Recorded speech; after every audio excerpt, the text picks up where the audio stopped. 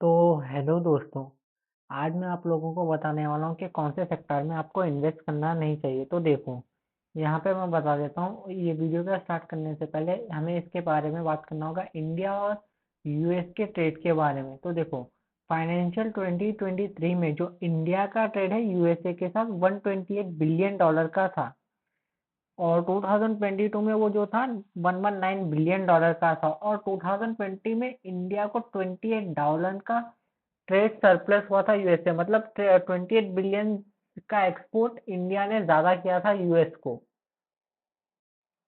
चलो अभी पॉइंट पे आते हैं, हमें क्यों नहीं इन्वेस्ट करना चाहिए जिन सेक्टर के बारे में मैं बात कर रहा हूँ। तो देखो, यहाँ पे डोनाल्ड ट्रम्प ने ये ट्वीट किया है जो आप देख सकते हो। यहाँ पे ये कहना चाह रहे हैं।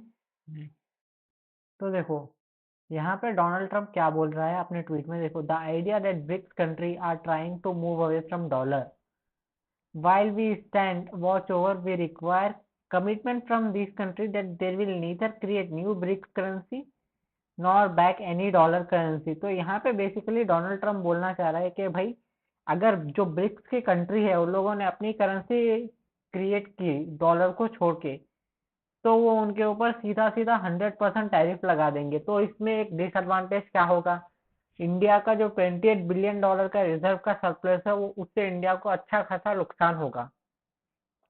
ये पहली बात है। और ये यहाँ पे जो बोल रहा है कि ये लिखित में चाहता है कि चीजें, जब ये प्रेसिडेंट बनेगा, कि इंडिया या बाकी की जो ब्रिक्स कंट्री है वो डॉलर को डिच नहीं करेगी और कोई दूसरी करेंसी क्रिएट नहीं करेगी।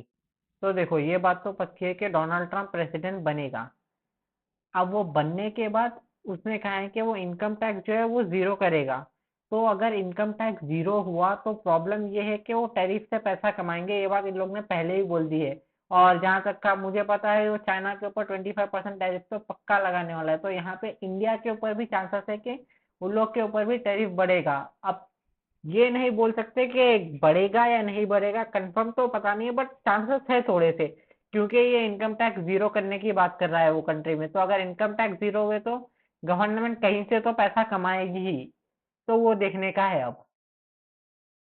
तो देखो, जो सेक्टर, मतलब जो सेक्टर में इंडिया ज्यादा यूएस को एक्सपोर्ट करता है वो है डायमंड। मतलब आपको जो डायमंड वाला सेक्टर है उससे आप, मतलब जब आपको आपको अगर ये वाले सेक्टर में कुछ फ्रेश इन्वेस्ट करना है तो थोड़े टाइम के लिए, जब तक कुछ ये टैरिफ की बात पूरी तरीके से क्लियर नहीं होती, उस टाइम के लिए वो कंपनियों से आप दूर रहो, आपके लिए बेटर रहेगा। क्योंकि अगर इसने टैरिफ इंपोर्ट किया तो वो कंपनी के प्रॉफिट पे वो होगा, प्रॉफिट कंपनी का कम होगा, और प्रॉफिट कम होगा तो प्राइस गिरेगा, तो आपका फायदा नहीं होगा। और जो दूसरी कंपनी है वो मेडिकल एंड फार्मास्यूटिकल है, जिसका इंपोर्ट 7.44 बिलियन का है। फिर थर्ड पे आती है ज्वेलरी।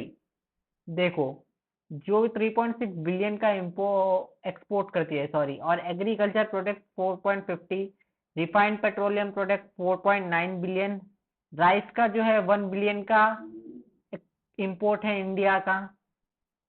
तो बेसिकली आपको ये जो सारे सेक्टर दिख रहे हैं, यहाँ पे मैं आपको पॉज करके आप लोग देख लेना। आप इन सेक्टर को, अगर आप इन सेक्टर के स्टॉक में अगर आप फ्रेश एंट्री लेना चाह रहे हो तो फिलहाल के लिए आप इनसे दूर रह सकते हो, क्योंकि चांसेस तो है कि ट्रम्प टैरिफ लगाने वाला है सब पे। अगर वो टैरिफ लगाएगा तो ये कंपनी के जो स्टॉक है ये लोग को प्रॉब्लम होगी।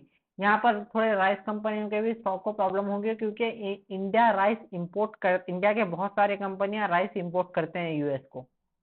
और यहाँ पे मैंने आईटी को गलती से नीचे ऐड कर दिया है, मुझे इन लोगों के डिटेल नहीं मिले कि आईटी का कितना है टोटल रेवेन्यू, तो इस वजह से मैंने यहाँ पे रेवेन्यू नहीं डाला। और आईटी तो मेजर कंट्रीब्यूटर है यूएस और यूरोप का।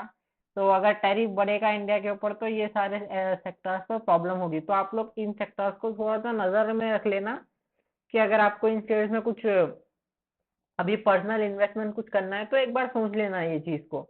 और हाँ, ये जो मेरी भी एडवाइस है वो मेरी खुद की एडवाइस है एजुकेशनल पर्पस के लिए। अगर आपको इन्वेस्ट करना है इन सारे स्टॉक में तो आप अपने फाइनेंशियल एडवाइजर से कंसल्ट करके इन्वेस्ट कीजिए।